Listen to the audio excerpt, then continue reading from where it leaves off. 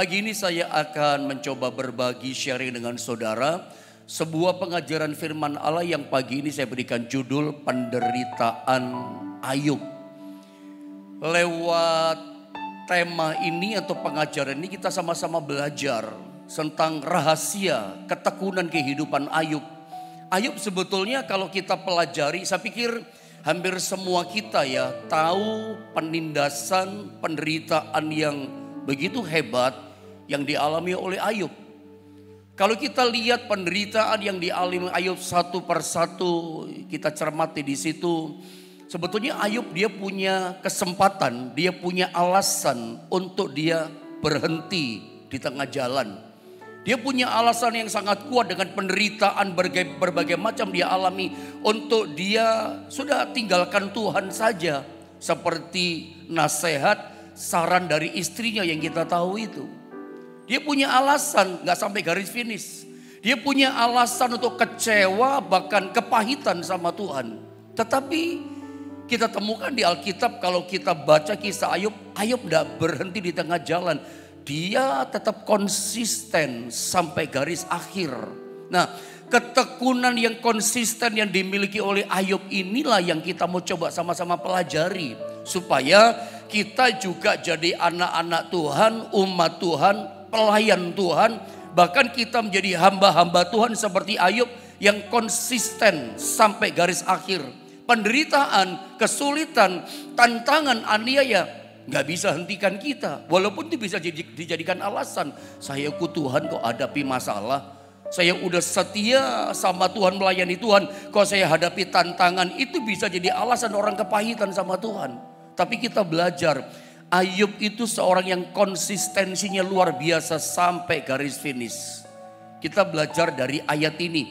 Saya temukan jawabannya konsistensi Ayub sampai garis finish. Itu di Ayub pasal 2 ayat 9 sampai 10. Kita baca ayat ini. Kayaknya dua ayat ini sama-sama kita membacanya saja ya. Dalam Ayub pasal 2 ayat 9-10 kita sama-sama baca ayat ini bersama. 1, 2, dan 3. Maka berkatalah istrinya kepadanya, masih bertekunkah engkau dalam kesalehanmu? Kutukilah Allahmu dan matilah. Tetapi jawab Ayub kepadanya, engkau berbicara seperti perempuan gila. Apakah kita mau menerima yang baik dari Allah, tetapi tidak mau menerima yang buruk? Dalam kesemuanya itu Ayub tidak berbuat dosa dengan bibirnya. Mari untuk menjelaskan tema pengajaran firman Allah tentang penderitaan Ayub yang kita coba refleksikan, aplikasikan dengan kepercayaan kita ikut Tuhan. Saya akan mulai dengan gambar ini, dengan pertanyaan ini. Mengapa ada banyak orang percaya ya yang ikut Tuhan itu yang memulainya dengan antusias, dengan bergelora, ikut Tuhan mulainya dengan roh yang menyala-nyala, tetapi kemudian mengapa berakhir dengan kekecewaan? Bahkan kita mendapati ada orang mengakhiri ikut Tuhan bahkan dengan kepahitan sama Tuhan. Dan pemandangan seperti ini itu hari-hari ini sering kita lihat di media sosial. Kita lihat di YouTube, kita lihat di TikTok atau media sosial yang lain. Dari mana kita tahu orang itu kecewa sama Yesus? Dari mana kita tahu orang itu kepahitan banget sih sama Tuhan? Dari omongannya dia, nyerang Alkitab yang adalah kebenaran. Nyerang Yesus dalam kejuruselamatan ketuhanannya diserang. Iya kan? Dari latar belakangnya ternyata dia dulu Kristen. Dulu dia katanya pendeta gitu. Macam-macam. Dan sepertinya di bangsa ini orang bebas ya menyerang ketuhanan Yesus. Sepertinya bebas mereka menyerang yang namanya kebenaran firman Allah. Yesus pun dihujat dan segala macam. Dan pemandangan penglihatan seperti ini udah biasa di media sosial. Kenapa mereka bisa berakhir dengan kepahitan, dengan kecewa? Nah ini kita mau belajar. Awalnya antusias, akhirnya kecewa, kepahitan. Makanya menurut saya suka gambarkan sama saudara bahwa lihat gambar ini. Kekristenan ikut Tuhan itu bukan seperti orang lari sprint 100 meter. Modalnya cuman cepat-cepatan gitu. Tetapi lebih tepat saya gambarkan ikut Yesus jadi Kristen seperti lari maraton. Lari jarak jauh. Yang modalnya kita bukan cuma sekedar cepet-cepetan atau kecepatan lari. Tapi modal kita adalah daya tahan. Ayub punya itu, punya daya tahan. Ada banyak orang itu ikut Tuhan kayak apa itu namanya Coca-Cola yang dikocok terus. Wah, semangat luar biasa, busanya luar biasa naik ke atas. Tapi gak lama kemudian melempem dia, saudara ya, hilang itu semangatnya. Dan itu yang terjadi. Makanya lebih tepat saya gambarkan seperti inilah kekristenan, bukan kayak lari maraton. Iya kan? Tetapi bukan kayak lari sprint 100 meter, kayak lari maraton, dibutuhkan daya tahan. Sekarang saya akan ajak saudara tembak saja langsung, saudara ya. Apa sih yang menjadi rahasia ketekunan dari Ayub yang konsisten sampai garis finish dalam menghadapi penderitaannya? Ini coba sama-sama kita mau belajar. Saya mau ngomong gini dulu sama saudara sebagai pendahuluan. Kalau ada di antara saudara ya yang sedang mendengar firman Allah ini, Anda perasaanmu merasa kamu adalah orang yang paling menderita seluruh dunia. Atau minimal begini barangkali, Anda ini merasa orang yang paling menderita sekota di mana Anda tinggal. Saya kasih saran begini, berkacalah, bacalah baik-baik penderitaan Ayub. Kalau saya boleh ngomong jujur apa adanya, penderitaan Anda, penderitaan kita semua, kalau kita lihat bandingkan dengan penderitaan Ayub, tidak ada apa-apanya penderitaan kita. Makanya tidak berkelebihan kalau saya ngomong sama saudara, kita ini kalau melihat penderitaan Ayub dengan sungguh-sungguh, jujur ya, hati kita terhibur. Kenapa hati kita terhibur? Sebab penderitaan kita itu enggak setara, enggak ada apa-apanya dengan penderitaan Ayub. Makanya kalau Anda sedang mengalami penderitaan, bahkan Anda merasa orang yang paling menderita di dunia ini, lihat penderitaan Ayub, Anda akan sadar, terhibur hatimu. Saya menderita, tapi Ayub jauh lebih menderita. Dan yang kita mau belajar dari kisah kehidupan Ayub adalah dia ini konsisten menghadapi penderitaannya. Nah, saya temukan rahasianya Ayub, pemicunya Ayub, tetap dia punya daya tahan. Tetap konsistensinya luar biasa, tidak berhenti di tengah jalan. Saya berharap lewat pengajaran firman Allah ini tidak ada yang berhenti di tengah jalan karena penderitaan. Kita temukan rahasianya Ayub. Langsung saja ya. Dalam Ayub pasal 2 ayat 9 dan 10 saya baca di ayatnya yang ke-9 saudara ya. Lihat nasihat dari istrinya Ayub. Ayub ketika mengalami, sebutlah begini, puncak penderitaannya yang paling hebat. Ya, di saat-saat dia mengalami puncak penderitaan yang luar biasa, dia itu dikasih nasihat sama istrinya. Nasihatnya seperti apa? Saya baca ya. Ayub 2 ayat 9. Nasihatnya istrinya begini. Masih bertekunkah engkau dalam kesalehanmu? Kutukilah Allahmu dan matilah. Menurut saya nasihat istrinya Ayub ini nasihat sorry kata-kata saya. Nasihat yang paling kurang ajar dari seorang istri kepada suaminya di dunia ini. Jadi kalau ada nasihat yang paling kurang ajar di dunia dari seorang istri kepada suami, ya ini istrinya Ayub. Ayub di tengah-tengah puncak penderitaannya, istri kan harusnya kasih support. Di masa-masa Ayub menderita, Ayub di sini dia butuh yang namanya dorongan semangat. Dia butuh support dari penolongnya istri. Tapi justru istri Ayub, sorry kata-kata saya kasar, ini kasih nasihat yang paling kurang ajar sama suaminya. Dia ngomong apa? Sudah Ayub, masih bertekunkah engkau dalam kesalehanmu? Tidak usah tekun lagi, tinggalkan ketekunanmu. Bahkan dia ngomong apa? Kutuki saja Allahmu. Setelah itu matilah engkau, habis perkara. Selesai perkara, setelah kamu mati selesai. Dia disuruh berhenti dari ketekunan. Dia disuruh ngutukin, tinggalkan Allahnya yang dia percaya. Menunjukkan di sini Dari perkataan istrinya Ayub, istrinya Ayub kepahitan sama Tuhan. Anda setuju dengan saya? Istri Ayub di sini kita ketemu dari omongannya, bicaranya kita tahu hatinya sebagai sumber kehidupannya kecewa berat sama Tuhan, kecewa. Jadi saya berkata begini sama saudara, istrinya Ayub ini menggambarkan kehidupan kita orang Kristen yang berhenti di tengah jalan. Karena apa? Tidak punya daya tahan hadapi penderitaan. Tidak sampai garis finish. Dia kepahitan sama Tuhan. Istri Ayub menggambarkan mayoritas banyak orang Kristen yang tidak sampai garis finish. Di tengah jalan dia berhenti dengan kepahitan, kecewa sama Tuhan. Makanya nasihatnya seperti itu kepada suaminya. Berhenti dari ketekunan. Buat apa kamu tekun? Sudah kutuki saja Allahmu, tinggalkan Allahmu. Percuma kamu percaya kepada Allah.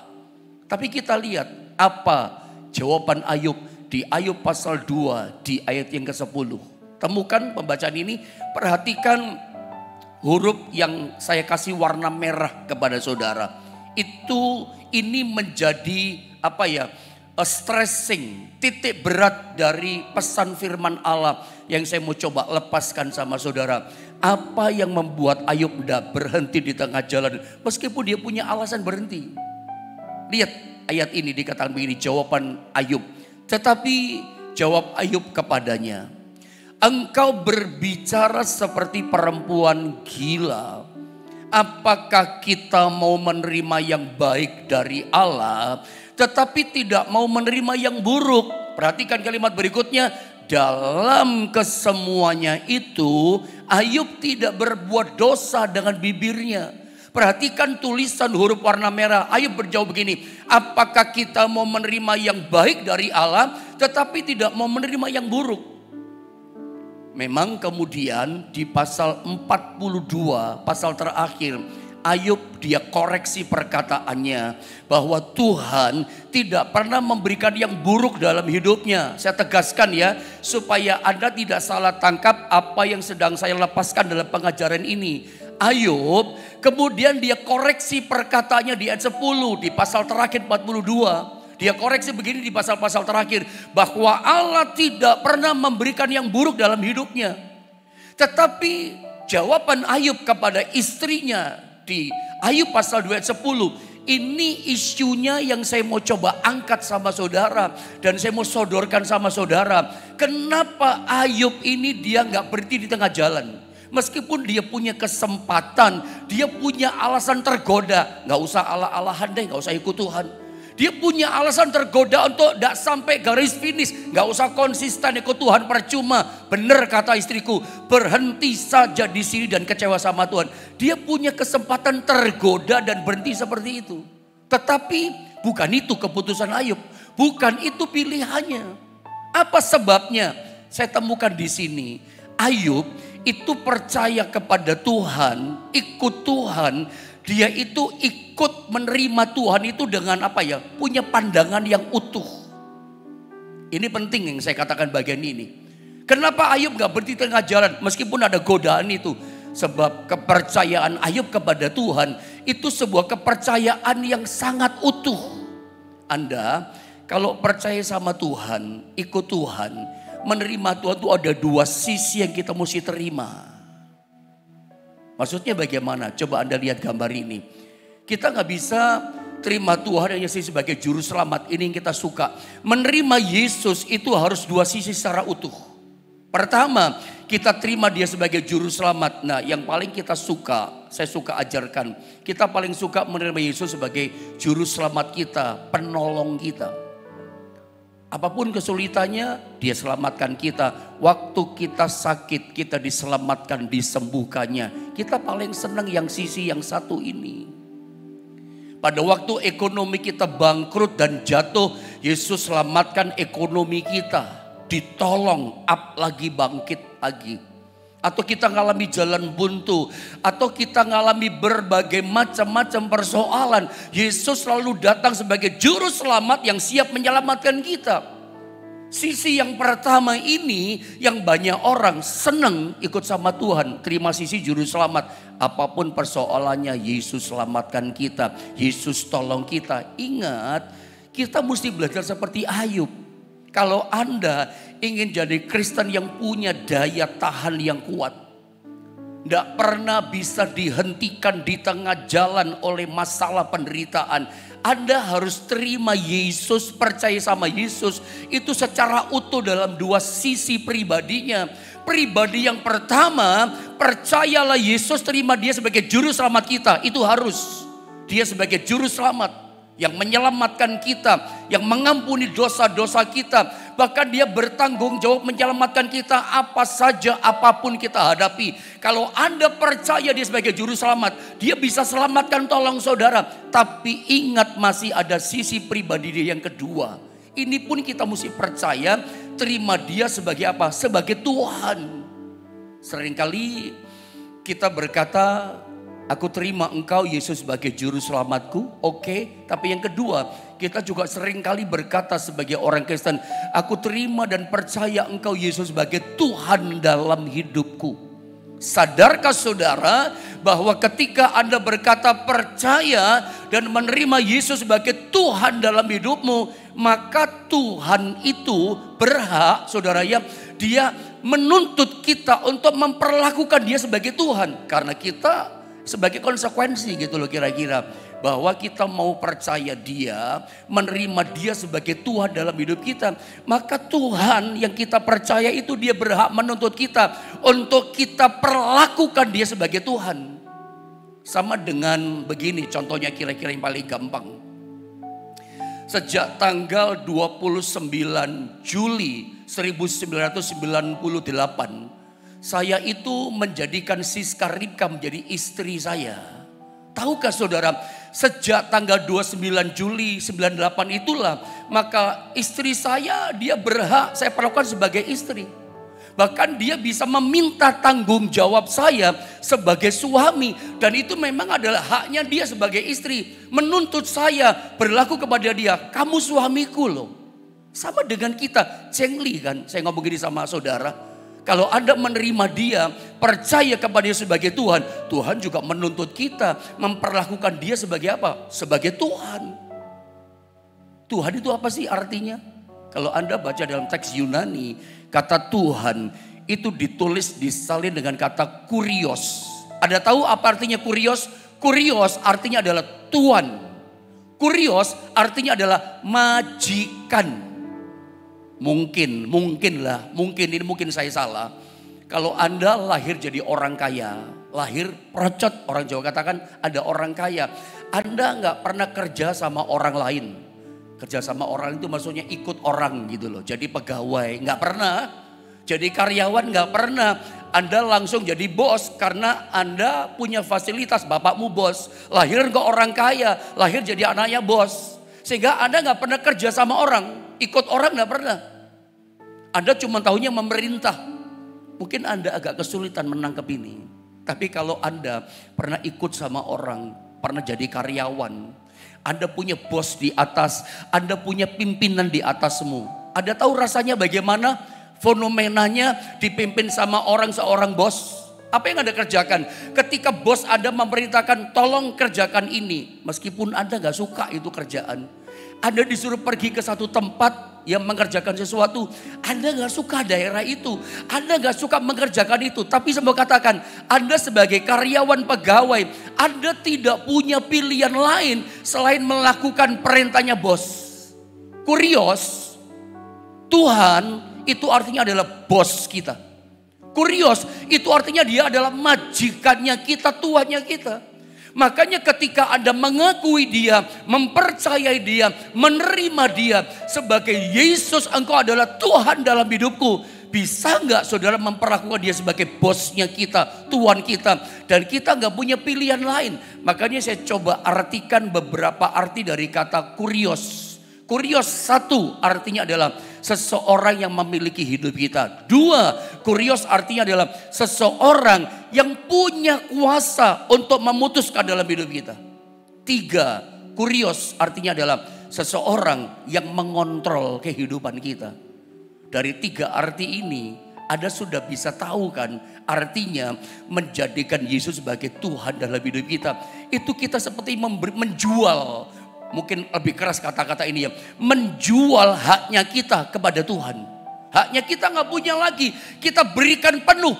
Dia yang berhak kontrol hidup kita. Bahkan dia kurios kita, Tuhan kita yang berhak punya kuasa memutuskan apa yang kita alami dan terjadi di hidup kita. Kita nggak punya hak. Haknya udah pada Tuhan semua. Bahkan dia yang berhak memiliki hidup kita. Kita nggak punya hak apa-apa. Seperti gambaran saya, kita seperti wayang, dalangnya itu Tuhan. Mau dibikin ini, mau dipakai ini, mau ditaruh di pojok, apa terserah dia. Itu kurios. Makanya yang membuat Ayub ini tetap punya daya tahan.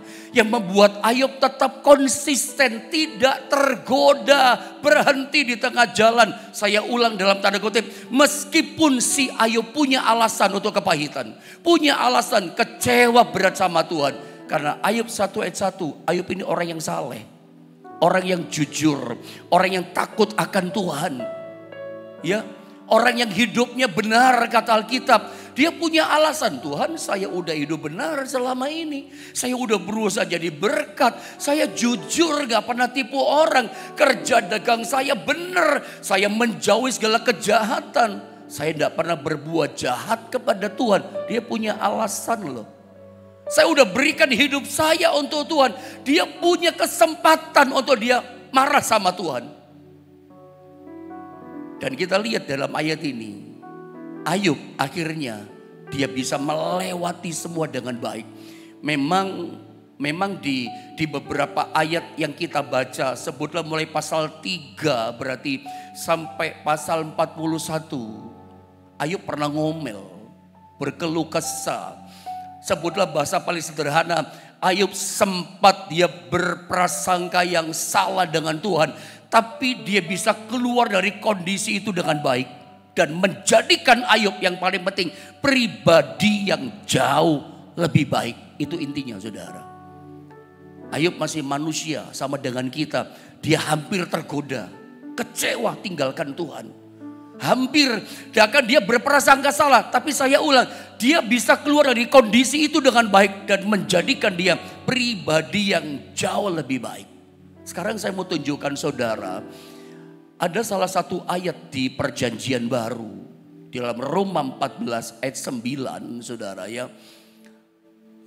Saya baca deh ayat ini tegas. Tapi secara pelan intonasinya. Supaya Anda paham. Karena seringkali kita berpikir Yesus itu mati, dia bangkit hanya sekedar sebagai juru selamat, menyelamatkan kita. Tapi lihat baik-baik ayat ini supaya terbuka mata iman kita. Saya baca ya, temukan ayat ini. Roma 14 ayat 9 dikatakan begini.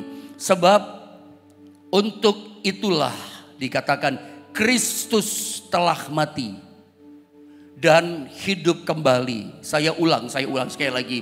Sebab untuk itulah, kata sebab untuk itulah berarti menunjukkan tujuannya Yesus mati, tujuan Yesus bangkit, hidup kembali. Setuju ya dengan saya ya? Saya baca ulang sekali lagi. Sebab untuk itulah Kristus telah mati dan hidup kembali. Tujuannya apa? Supaya apa tujuannya?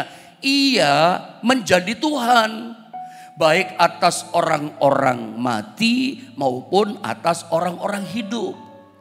Sedangkan selama ini dalam gambaran pikiran kita selalu kita berpikir Yesus mati, Yesus bangkit hanya sebatas sebagai juru selamat saya. Yang menyelamatkan saya, yang memindahkan saya dari neraka, dipindahkan ke sorga yang kekal. Dari kerajaan kegelapan kepada kerajaan terang. Selama ini kayaknya pemahaman kita hanya sebatas itu saja.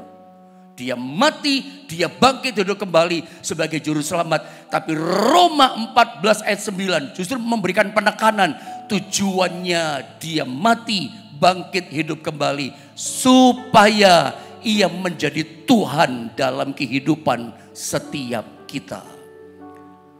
Saya pernah baca sebuah literatur. Lupa itu maksudnya lupa penulisnya siapa. Lupa saya sama sekali, tapi saya masih ingat kata-katanya begini.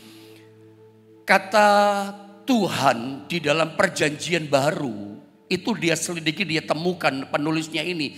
Kurang lebih ditulis ada 600 kali. Dari Injil Matius sampai kitab Wahyu, kitab terakhir. Kata Tuhan, kurios, itu tertulis sebanyak 600 kali. Sedangkan kata juru selamat dari mulai kitab Kejadian Perjanjian Lama ya sampai Maliaki, sampai Matius, sampai kitab Wahyu, Perjanjian Lama sampai Perjanjian Baru, dia temukan cuma ditulis 40 kali. Apa yang Anda temukan di sini? Perjanjian Baru saja 600 kali dituliskan kata Tuhan, kurios. Sedangkan kata juru selamat Perjanjian Lama sampai Perjanjian Baru selesai itu cuma 40 kali. Jadi sebetulnya firman Allah, Alkitab yang adalah firman Allah itu lebih menekankan ketuhanannya. Tapi maaf, jangan salah tangkap. Saya bukan sedang mengecilkan kejuru selamatannya, apalagi menghapuskan kejuru selamatannya. Enggak sama sekali loh saudara ya. Bukan itu isunya, bukan itu maksud pengajaran firman Allah ini. Tapi memang firman Allah, Alkitab lebih menekankan ketuhanannya. Ya, makanya kita mesti mengerti lewat firman Allah ini. Kita belajar sesuatu dari firman Allah ini. Makanya kalau kita percaya sama Yesus, ya kita mesti percaya pada dua sisi ini. Sisi kejuru selamatannya, ya amin kita percaya. Tapi sisi ketuhanannya sebagai Tuhan kita, majikan kita. Yesus adalah big bossnya kita. Ya kita mesti percaya sisi yang kedua ini. Kita gak bisa, sorry to say, saya katakan saya tidak sependapat kalau ada orang Kristen atau siapapun yang mengatakan, mengajarkan bahwa percaya kepada Yesus itu maka semuanya akan mulus, percaya kepada Yesus maka semua akan jadi indah. Sorry, saya gak sependapat.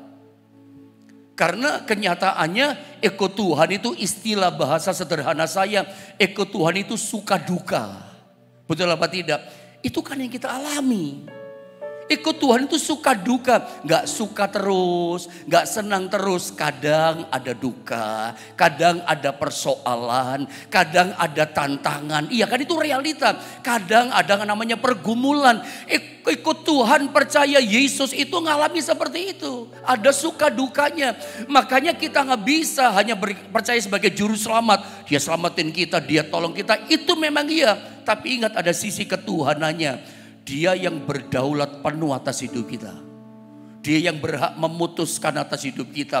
Dia yang berhak kontrol penuh hidup kita. Kita seperti memberikan penuh 100% hak hidup kita kepada Tuhan. Kita gak punya hak lagi. Kita seperti wayang, nyerah sama dalang. Apapun yang Tuhan izinkan, siap Tuhan. Karena kita gak bisa hanya sebagai sisi juru selamat. Mau seneng saja. Itu kan maunya istrinya Ayub. Makanya belajarlah ikut Tuhan supaya punya daya tahan. Gak berhenti di tengah jalan. Hanya seperti Ayub ya. Ikut Tuhan, percaya kepada dia. Itu dengan sisi yang utuh. Kadang alami suka, kadang alami duka. Percaya dia sebagai juru selamat, percaya dia juga sebagai Tuhan. Ada salib, ada mahkota. Gak bisa ikut Tuhan mahkota terus. Ada yang namanya sukacita, pasti ada namanya air mata. Pasti mahkota kehidupan itu pasti salib melewatinya. Jadi dari gambaran-gambaran ini kita mengerti sekarang.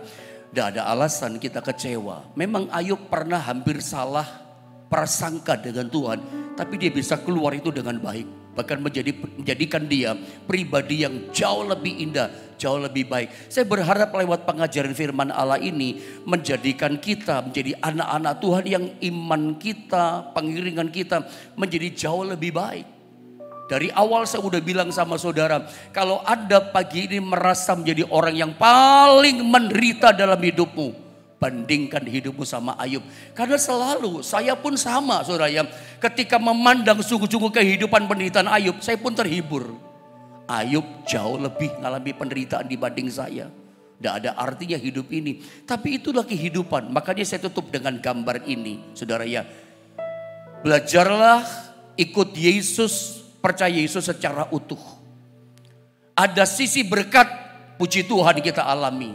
Tapi ingat, ada sisi juga penderitaan. Jangan bersungut-sungut, jangan ngomel. Inilah kehidupan. Inilah yang namanya sebuah tantangan yang kadang-kala kita alami ini. Tadi saya sudah sebutkan sama saudara, Alkitab saja udah mengajari itu 600 kali loh kata Tuhan. Perjanjian lama sampai perjanjian baru. Kata juru selamat sampai hanya 40 kali kok. Makanya kalau dalam hidup ini, salah satunya orang tua saya, papi saya, itu sebelum meninggal, itu memang mengatakan gini sama saya. Papi ini dalam melayani, bahkan kami anak-anaknya juga menyimpulkan papi saya dalam pelayanan lebih banyak penderitaannya daripada sukanya. Tapi papi saya nggak pernah ngomel, justru saya banyak menerima teladan dari orang tua saya dalam melayani Tuhan. Ya kami anak-anaknya yang mengalami buahnya. Tapi papi saya pernah ngomong lebih banyak penderitaan. Mami saya pun ngomong seperti itu. Ya sebelum papi meninggal, bahkan setelah meninggal, kami coba refleksi gitu ya. Papi ini melayani Tuhan lebih banyak menderitanya daripada senangnya. Tapi pada akhirnya kita lihat semuanya ada buahnya. Tidak pernah ngomel itu. Karena memang itulah ikut Tuhan. Ada sisi suka, ada sisi duka. Tidak mungkin kita duka terus. Pasti ada sisi sukacita. Sekarang bagian saya tinggal punya orang tua cuma satu, ya kami anak-anak menjaga orang tua kami. Toh kami sekarang udah ngalami buah. Saya cuma berdua, saya cuma dengan Cece kakak, saya adik. Ya sekarang cuma satu, ya orang tua itu yang kami jaga. Tapi itulah realita kehidupan saudara ya. Saya coba cerita curhat tentang sisi pelayanan kami sama. Tapi setiap kali memandang penderitaan Ayub jadi terhibur, tidak ada apa-apanya. Jadi saya berharap lewat pengajaran firman Allah ini tetap percaya pada Tuhan. Memang seperti itulah ikut Tuhan. Jadi jangan pernah bermimpi. Tetap saya gak sependapat kalau orang katakan, wow enak terus. Ada saatnya duka. Tapi di saat itu Tuhan gak pernah tinggalkan. Lihat hidup Ayub. Kalau saya teruskan pelajaran Ayub, dia dipulihkan Tuhan itu 2 kali ganda loh. Ujungnya itu pasti manis. Jadi stop mengeluh. Jangan pernah tergoda untuk ada apa? Bersungut-sungut. Kepahitan. Berhenti di tengah jalan. Harusnya penderitaan apapun tidak bisa menghentikan kita sampai garis finish. Pandang hidupnya Ayub, lihat ujungnya apa keteladanannya. Dia dipulihkan 2 kali ganda dari teman-temannya. Semuanya Tuhan pulihkan.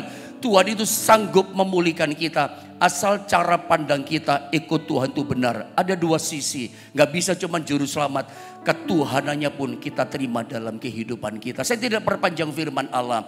Mari sama-sama kita datang kepada Tuhan. Kita naikkan pujian. Ku tak dapat jalan sendiri. Biar Tuhan yang menjamah dan menolong setiap pribadi kita.